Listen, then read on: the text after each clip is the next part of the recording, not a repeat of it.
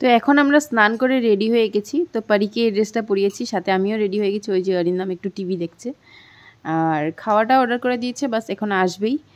তো চলো লাঞ্চ করে নিই। লাঞ্চ হোটেলে আজকে অর্ডার করে নিয়েছি, একটু রেস্ট করছি তাই এখানেই খেয়ে নিচ্ছি, বাইরে আর এখন যাচ্ছি না, খেয়ে তারপরে যাব।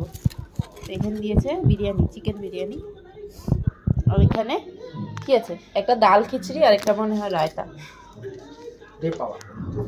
পরির জন্য ডাল খিচড়ি বলেছে তো স্পাইসি।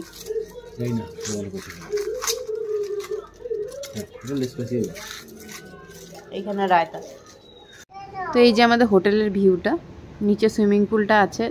ভেবেছিলাম যাবো, আর যাওয়া আর হয়নি, এমনি ঘুরে এসে গেছি।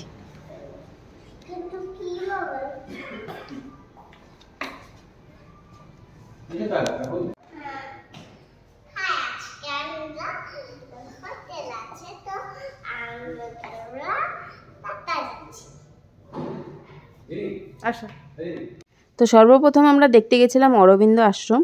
তো এটা 5 মিনিটের মধ্যে দেখা হয়ে যায়। একটা সমাধি ছিল আর একদম শান্ত একটা পরিবেশ। তো অনেকে ওখানে বসিয়েছিলেন, স্পিরিচুয়াল একটা জায়গা। আর সাথে ছিল ফ্রেঞ্চ কলোনি, যেখানে অনেকগুলো ছবি তুলেছি, রিল বানিয়েছি, কারণ এত সুন্দর জায়গাটা ফ্রেঞ্চ কলোনিটা।